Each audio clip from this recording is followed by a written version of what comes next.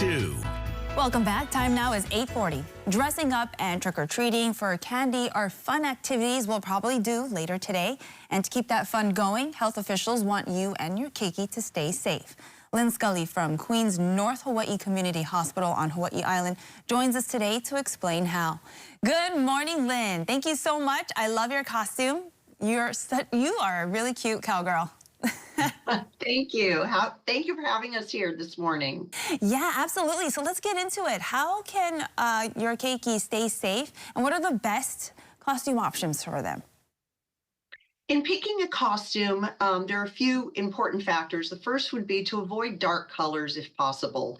Another option would be to use makeup instead of a mask. That's going to just help with visibility for the trick-or-treater. They're going to be able to, not have a potentially blocked vision with a mask. So pick makeup, if possible, over a mask.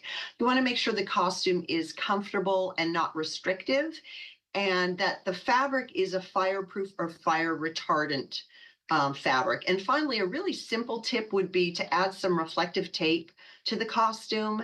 That's going to increase visibility at night for the keiki trick-or-treating alongside the roads on the sidewalk.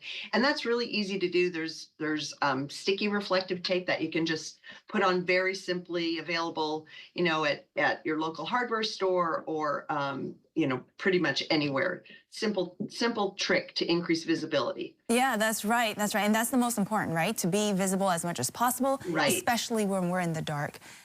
Any safety tips when we're out there trick-or-treating and collecting all that candy as much as we can? Yeah, the first is that we want to make sure our trick-or-treaters are in a group and with an adult, and that ideally trick-or-treaters are going to start early and stay in your own neighborhood. You want to make sure you're staying in a lit area and not going up to any dark homes or in dark areas.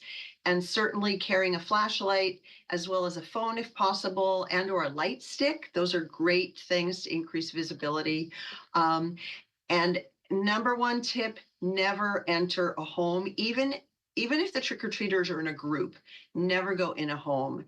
And finally, at the end of the evening, parents should take the time to inspect the treats to make sure that they're all sealed and in original packaging. You don't want to be having your keiki eating anything that's in questionable packaging that looks like maybe was switched to another package or was already opened. Yeah, absolutely. Sometimes when kids get home, that's the first thing they do is just go right into the candy. But it's just good to take a look at what they have first, pick out your favorites, and then have them at it. Trick-or-treating, of course, to get the candy.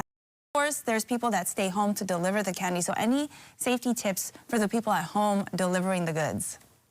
Yeah, there are a few things that people who are giving out candy can do to help make sure that the trick-or-treaters coming onto their property aren't going to get hurt. One is to make sure you have your exterior lights on so visibility is good. Remove any trip hazards along the pathway that the trick-or-treaters are going to come up or along. Make sure there's no open flame.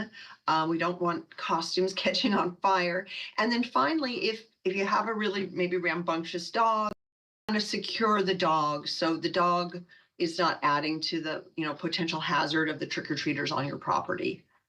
Absolutely, Lynn. Thank you so much for all these great tips.